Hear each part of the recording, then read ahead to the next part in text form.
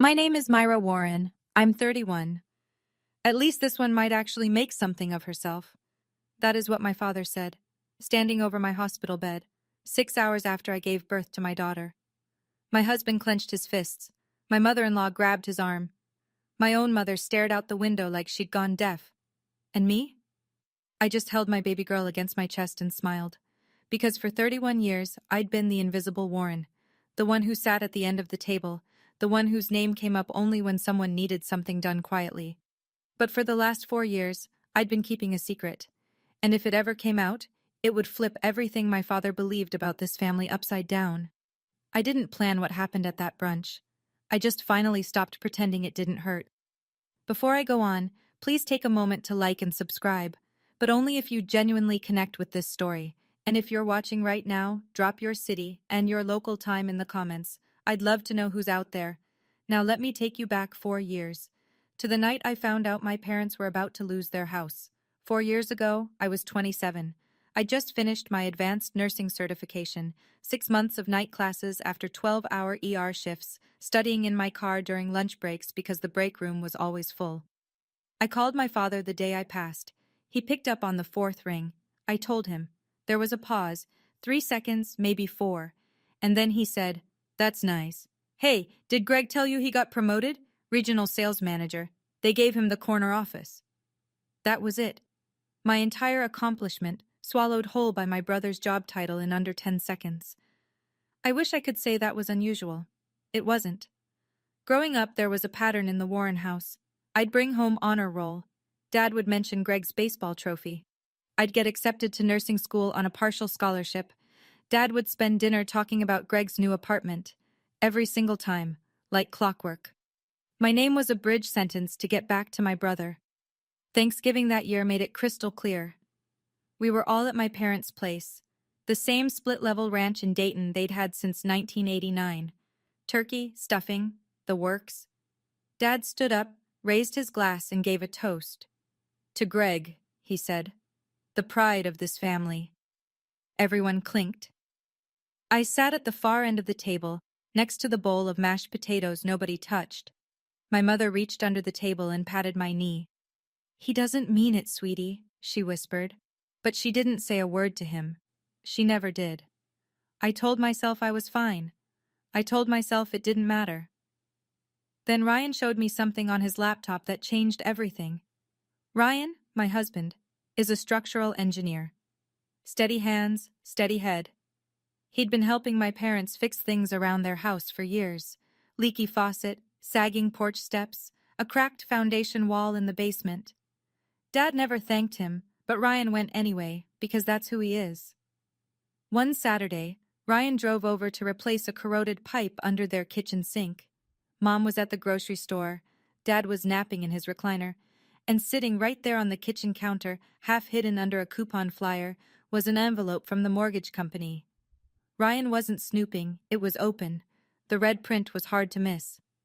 3 months past due, 62 days to resolve or face foreclosure proceedings. He took a photo with his phone. That night, he showed me. I couldn't breathe. My father had retired early at 59. His back gave out after 31 years at the plant. He told everyone he was set, comfortable, that his pension and savings had it covered.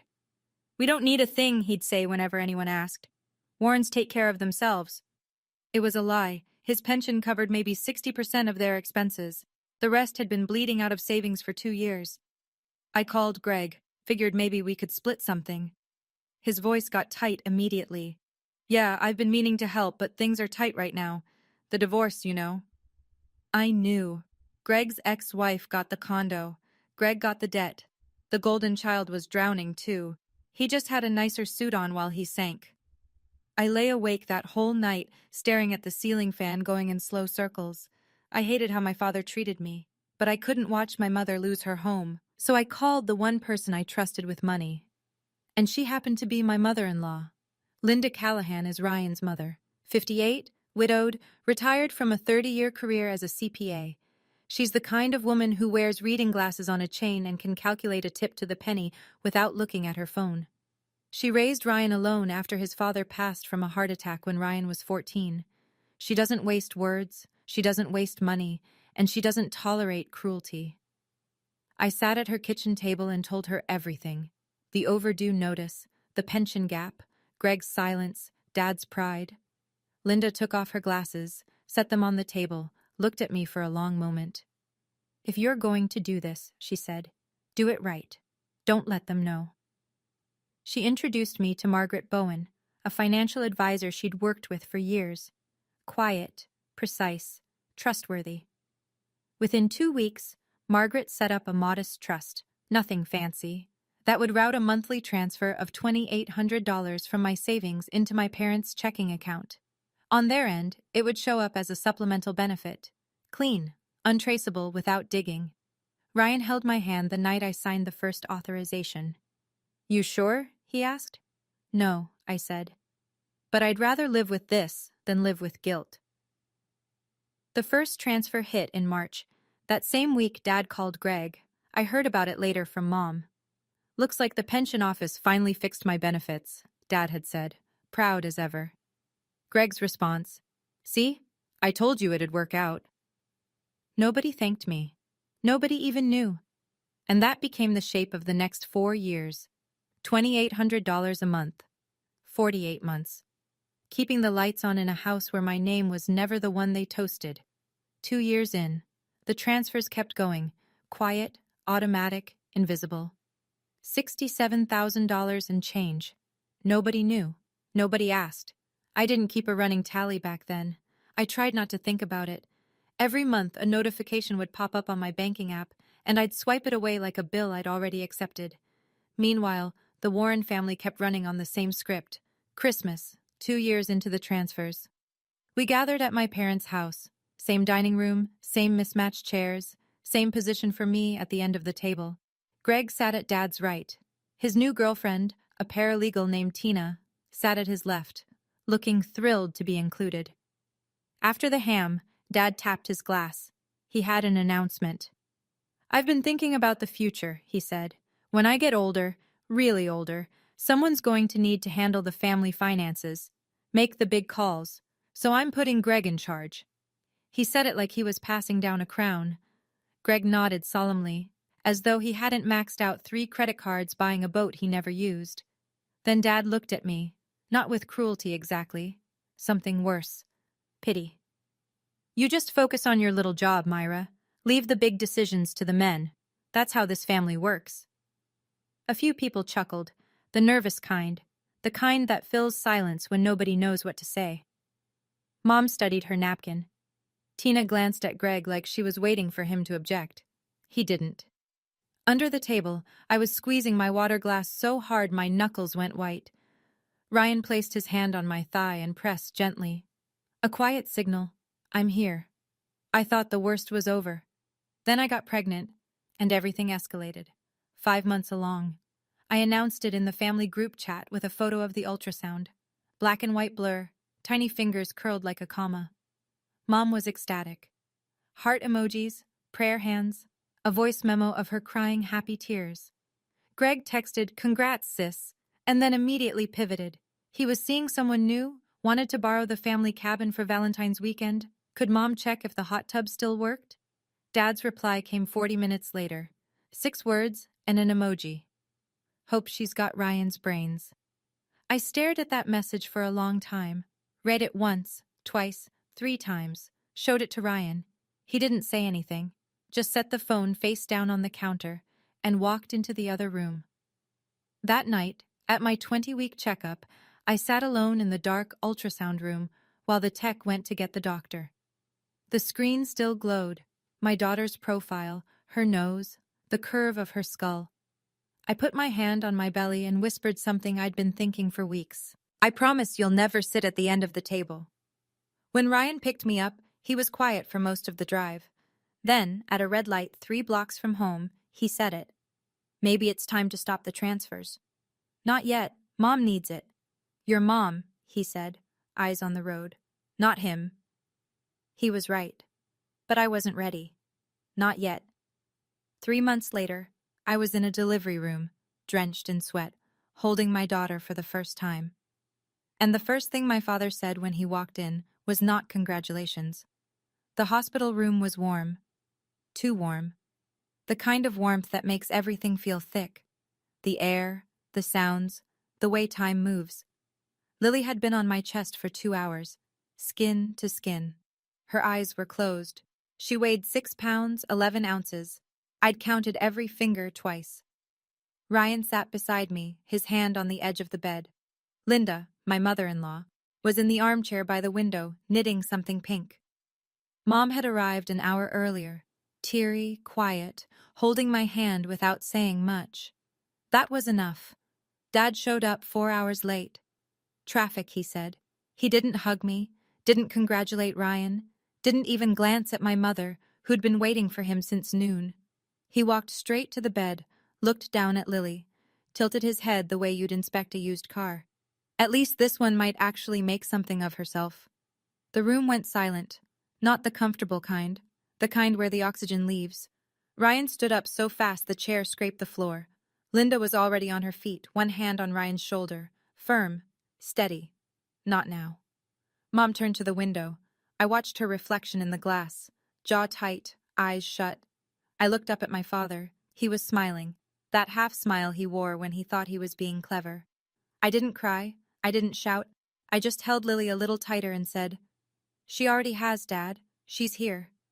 He waved his hand, a flick, really, like brushing away a gnat, and turned to Mom. "When's Greg coming? I want him to see his niece." He stayed 20 minutes. He never held her.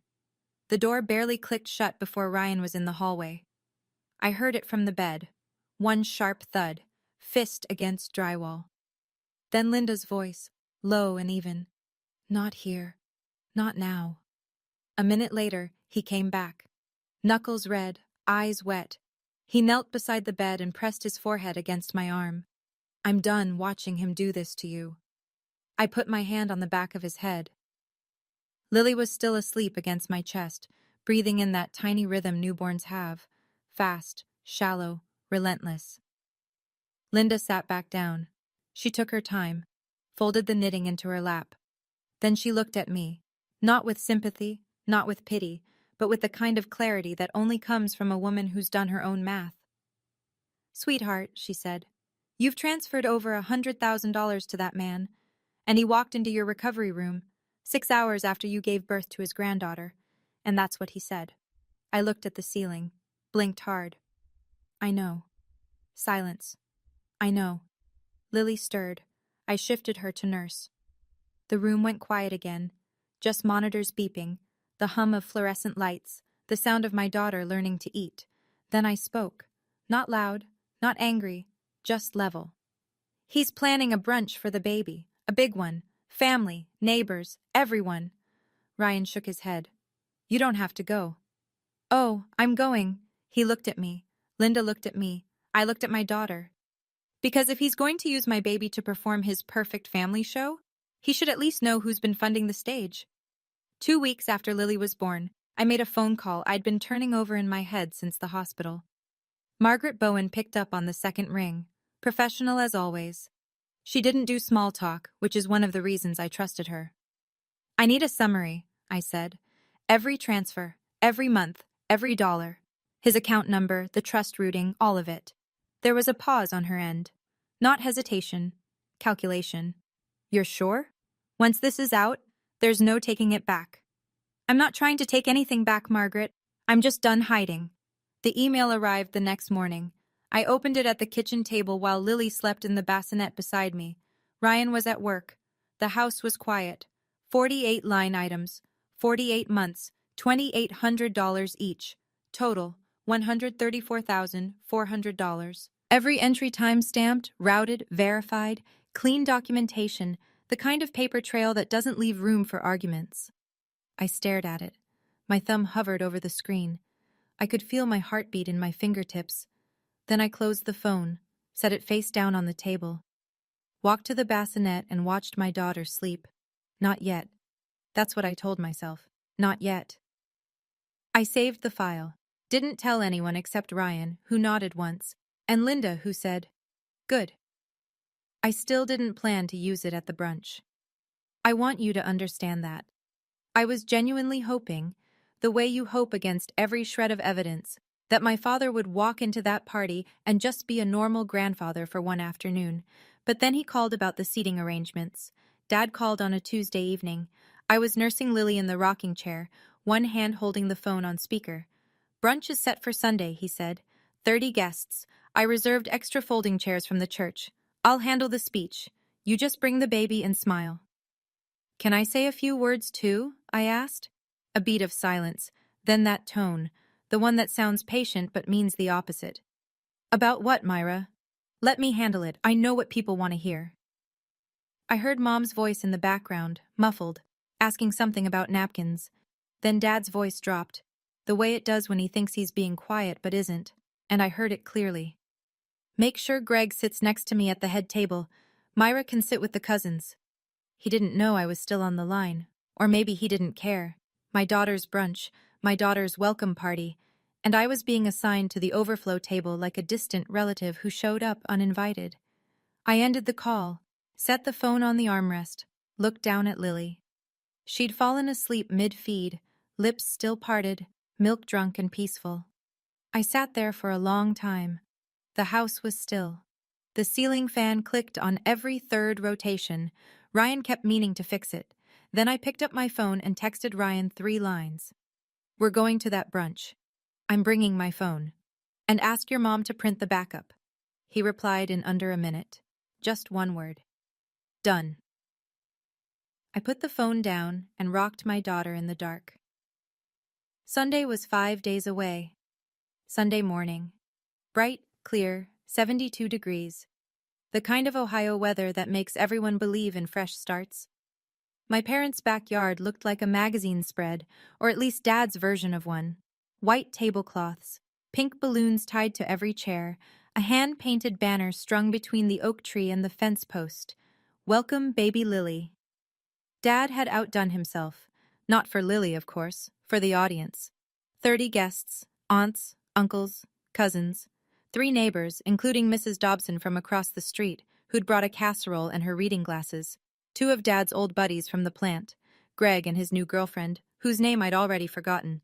Everyone dressed in Sunday casual, holding lemonade, complimenting the yard. Ryan carried Lily in her car seat. I walked beside him, Linda 1 step behind. We came through the side gate, and I saw it immediately. The seating. 2 long tables. The main one, front and center, closest to the house, had place cards. Dad at the head, Greg to his right, Mom to his left, Greg's girlfriend next to Greg. Open seat for one of Dad's buddies. The second table, smaller, pushed toward the back fence near the recycling bins, had no place cards, just plastic cups and paper plates. That's where I was supposed to sit. At my own daughter's welcome party. By the recycling. Aunt Helen, Dad's younger sister, 61, no filter, God bless her, spotted me before I'd even set down the diaper bag. "Honey," she said, hugging me sideways, "why are you all the way back here? This is your baby's party." I looked at the head table. Dad was arranging his speech notes beside his plate. "Ask Dad," I said. Helen's eyes narrowed. She didn't ask. She didn't need to. They served quiche and fruit salad. Dad waited until every plate was full. Then he stood, tapped his glass with a butter knife, and smiled the smile he saves for audiences. Speech time. 30 faces turned. Forks went down. Even Lily stopped fussing in Ryan's arms. 30 years, Dad began. "I've been waiting for this family to give me a granddaughter." He pointed at Greg. "Your turn next, son." Laughter. Easy, comfortable, rehearsed. Then he talked about the Warrens, the legacy, the values. His voice swelled the way it always does when he's performing. The retired foreman giving one last shift speech. "My son, Greg," he said, lifting his glass. "The backbone of this family, the one I know I can count on." Greg raised his glass back. Tina squeezed his arm. Mom beamed. Then Dad's eyes found me. Back table, plastic cup in hand. "And Myra, well..." He paused, chuckled. "We all know she's the quiet one. I just hope little Lily here got her drive from Ryan's side of the family." A ripple of laughter, mostly nervous. Helen didn't laugh. Mrs. Dobson set down her fork. But Dad wasn't done. He walked toward Ryan, who was holding Lily near the dessert table. Dad leaned in, studying her face like he was reading a resume. "But look at her. Strong chin, Bright eyes. This one's got potential. He straightened up, grinning. More than her mama at that age, I can tell you that. He laughed. Alone. The yard went quiet. Not the respectful kind.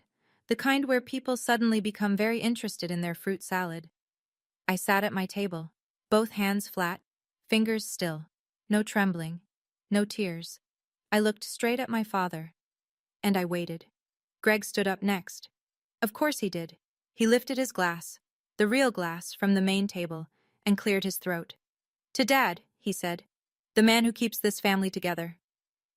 Everyone drank. I watched the lemonade tremble in my plastic cup.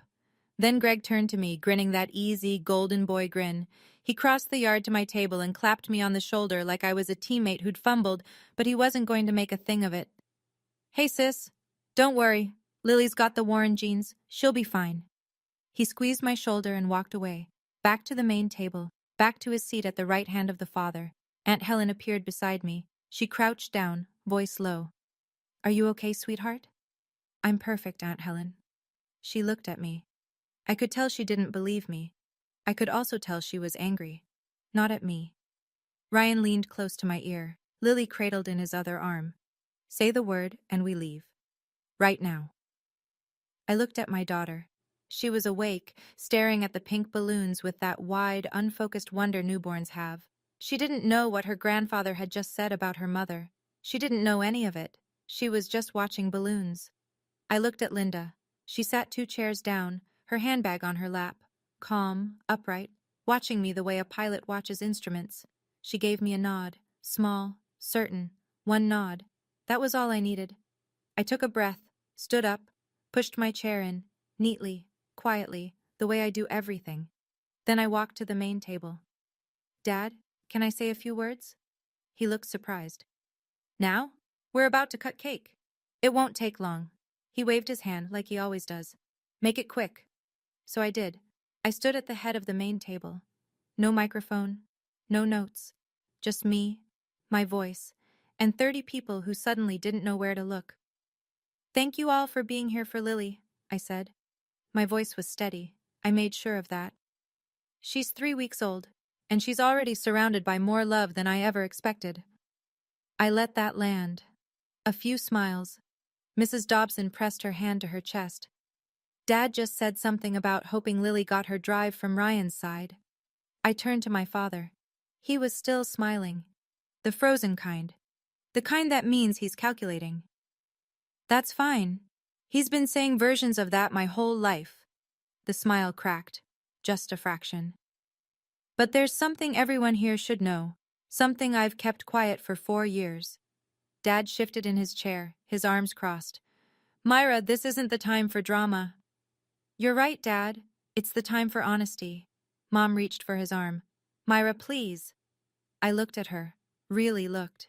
Mom, I love you, but I need you to listen this time. Just this once. She let go of Dad's sleeve. Her hands dropped to her lap. I saw her chin tremble, but she didn't speak. 30 people. No one moved. A balloon popped somewhere, one of the pink ones tied to the fence, and a cousin's kid yelped. But nobody turned. Every pair of eyes was on me. I felt it then, that weightless electric clarity you get when you've been holding something for so long that finally letting go feels less like a choice and more like gravity. 4 years, $134,000. I saw. And a truth that was about to change everything. 4 years ago, I said.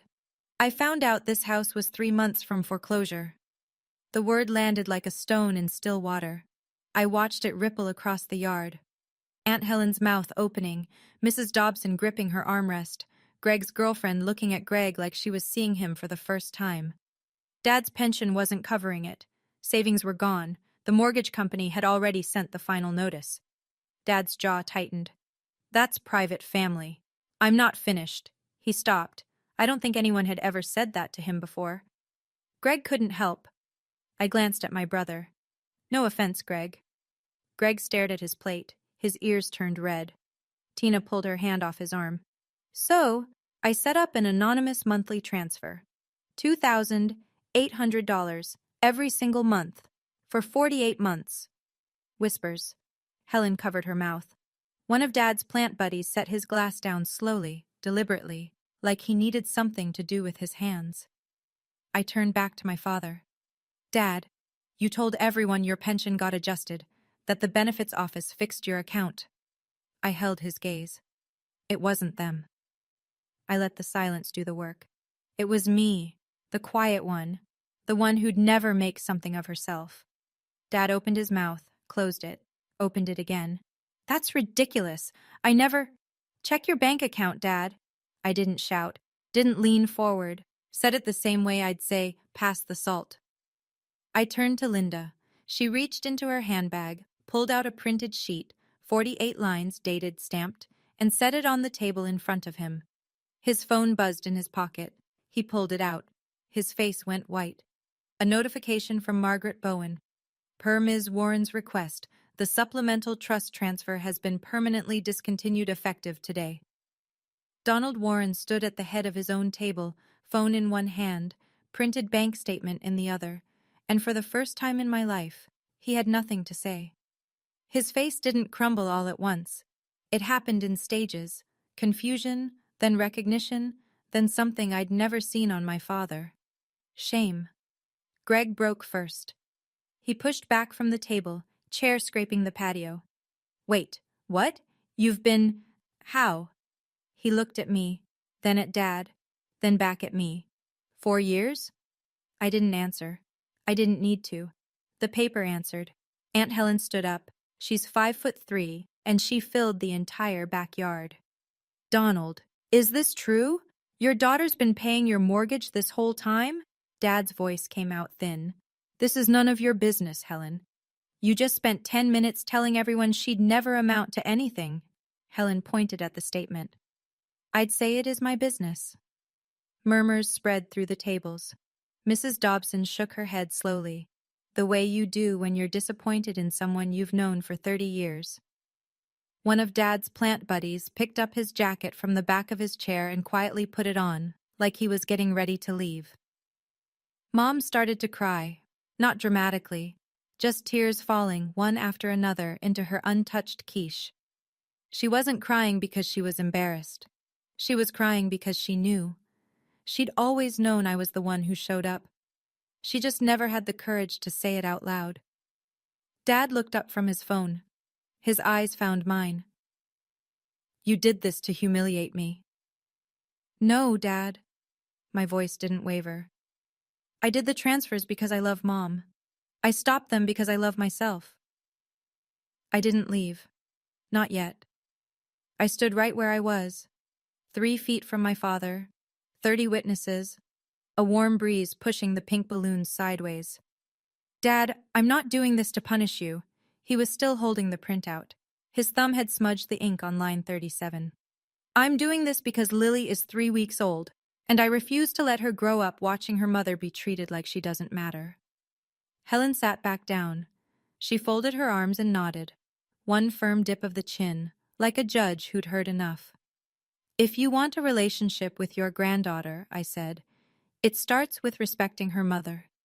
Not because I pay your bills, not because I proved something today, because I'm your daughter. That should have been enough. Dad's mouth opened, then closed, then opened again. Nothing came out. I'd seen him speechless maybe twice in my entire life. Both times someone else had been in control of the conversation. This time, it was me. I'm not asking for an apology today, I said. I'm telling you the rules have changed. I turned to Mom. She was wiping her eyes with a paper napkin, mascara smudged, hands trembling. Mom, I love you. The door is always open. I paused. But I'm done sitting at the kids' table in my own life. She nodded. Not the dismissive kind she gave at Thanksgiving. A real nod, the kind that costs something. Greg sat frozen. Tina had moved her chair 6 inches away from his without anyone noticing.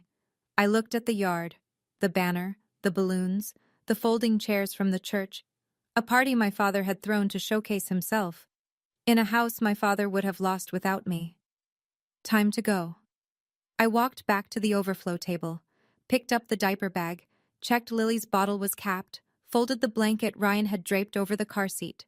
Small, ordinary motions, The kind of things a mother does 100 times a day without thinking. Ryan was already standing, Lily in his arms. He hadn't said a word through the whole thing. He didn't need to. He'd been waiting for this moment longer than I had.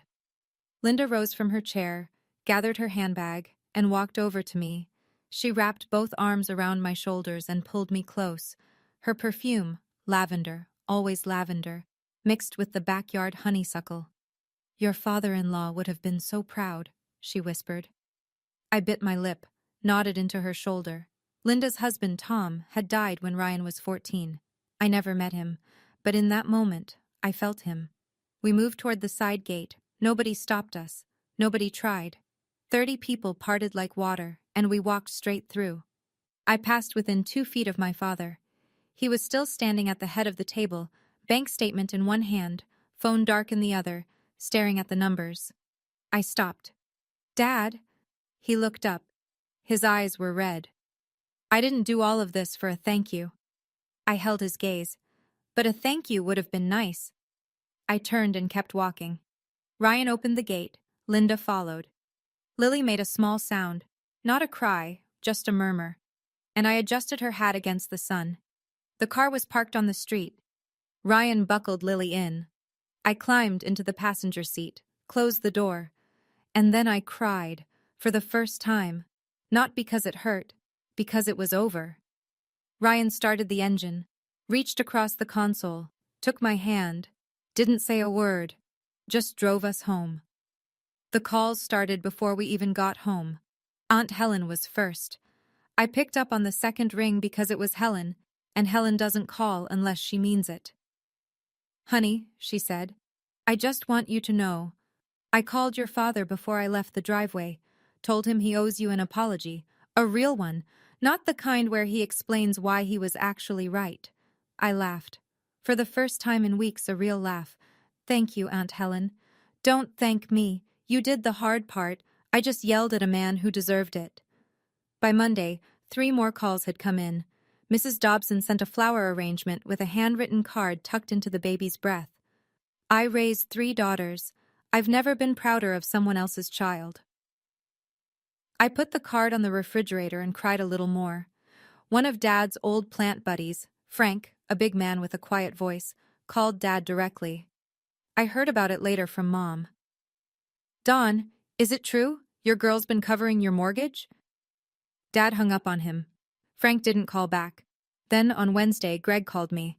His voice was different, smaller, stripped of the easy charm he usually wore like aftershave. "Why didn't you tell me? Would it have changed anything?" Silence. Long enough to count. "I don't know. Maybe." That was the most honest thing my brother had said to me in 35 years. I could hear something behind it. Not anger, not defensiveness. Recognition.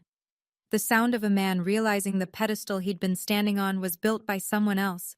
"Greg," I said, "it's okay." "No," he said. "It's really not." He hung up, but it didn't feel like an ending.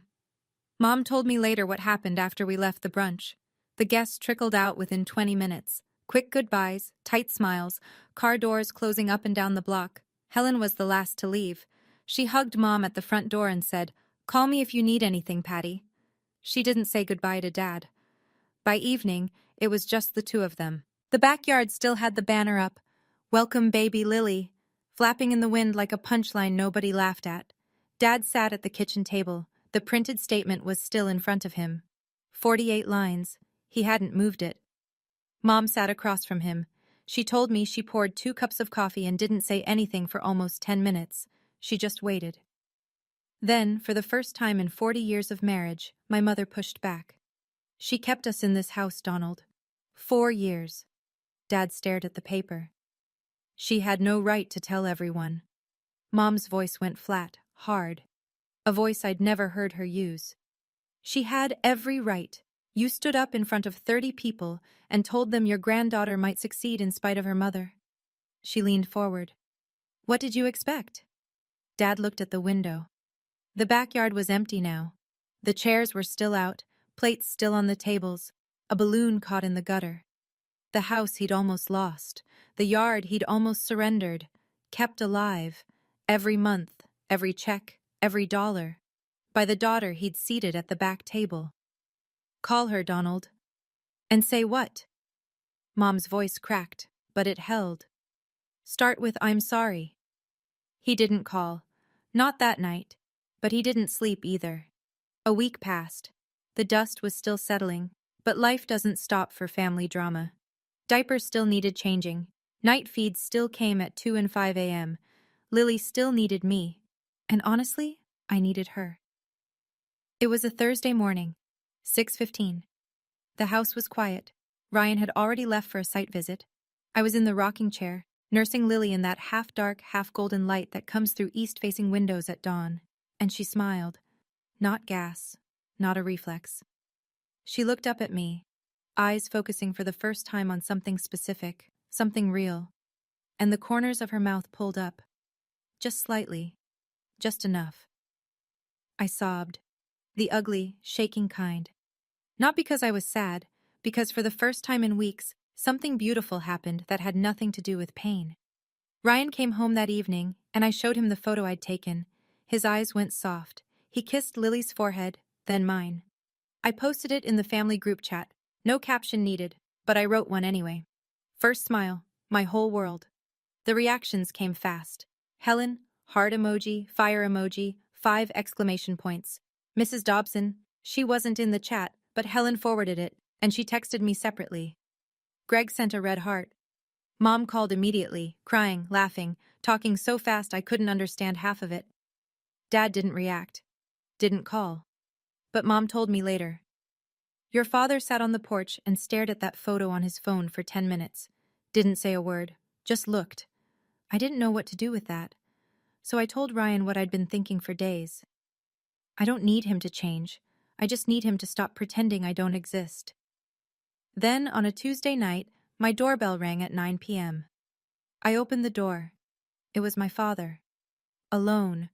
He was wearing his old brown jacket, the one with the frayed cuffs that Mom keeps threatening to throw out. No flowers, no gift bag, no props. Just Donald Warren standing on my porch under the yellow light, looking 10 years older than he had 3 weeks ago.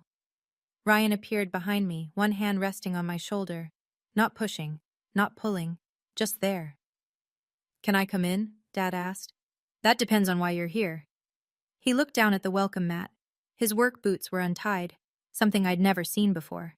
My father tied his boots before he tied his tie, always. I'm here because... He trailed off, swallowed. Patty told me I should come, and Helen, and Greg. That's a lot of people telling you what to do, I said. What about you, Dad? Why are you here? He didn't answer right away. A moth bounced against the porch light. Somewhere down the block, a dog barked twice and stopped. When he looked up, his eyes were red. Not crying red, exhaustion red. The kind you get from 3 weeks of not sleeping and not admitting why.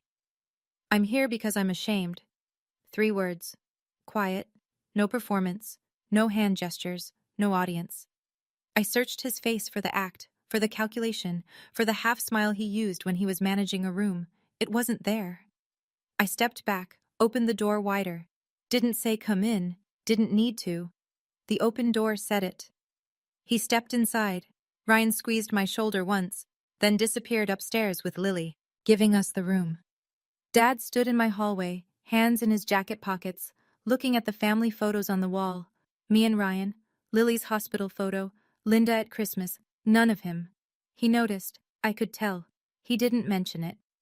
I made coffee, not because he deserved it, but because my hands needed something to do.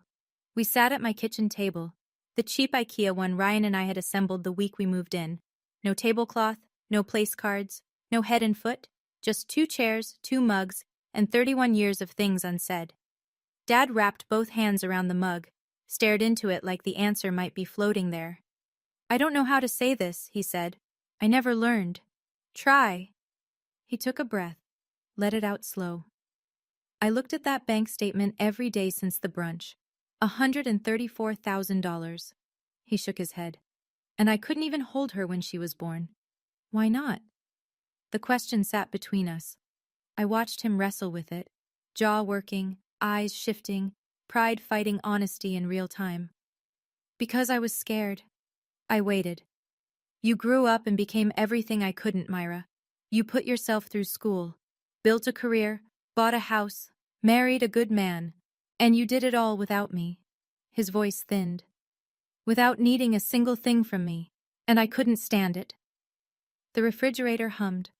Upstairs I could hear Ryan walking Lily in slow circles, her white noise machine a soft static through the ceiling. That's the most honest thing you've ever said to me, I said. He nodded. Slow.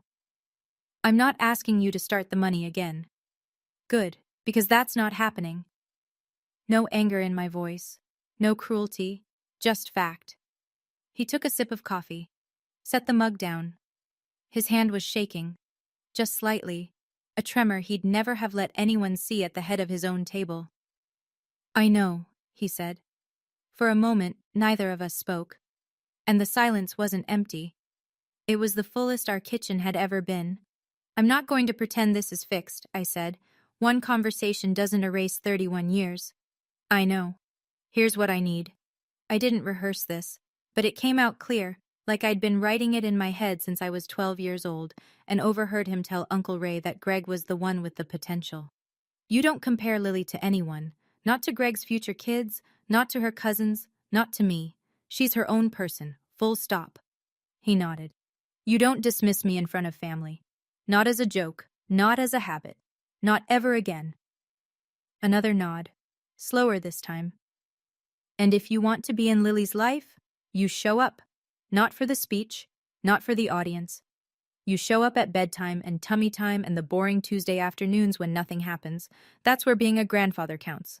He looked at the table, traced a scratch in the wood with his fingernail. What about the money? He asked. Quiet, almost ashamed to ask.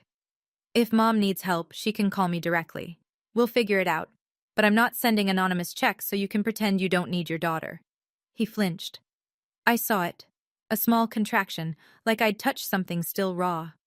Then I said the hardest part. And Dad, I need you to say it. Not for me. For you. He looked up. His eyes were wet. Not streaming, just bright, glassy, the way water looks right before it spills. I'm sorry, Myra. His voice broke on my name. I'm sorry I made you feel like you weren't enough. I nodded, didn't hug him. Not yet. But I nodded. That's a start. I stood up, poured him more coffee, set the mug in front of him, sat back down. It wasn't a happy ending. It was an honest beginning. It's been 2 months since that night at my kitchen table. I won't pretend everything transformed overnight. It didn't. My father is 63 years old and has been running on the same operating system since 1961. Change doesn't come easy. It comes awkward. He started visiting Lily on Sundays. The first time he stood in the doorway of the nursery for a full minute, hands at his sides, like he'd forgotten how to enter a room without commanding it. Then he sat in the rocking chair. I placed Lily in his arms. He held her stiffly at first, elbows locked, jaw tight, and then she grabbed his pinky. His whole body softened. I watched it happen in real time, like ice cracking in spring. He brought her a teddy bear the second visit. Way too big, almost the size of Lily herself. She screamed when she saw it. He looked devastated. Ryan and I laughed for 10 minutes. He doesn't say I love you to me. Not yet. Maybe not ever.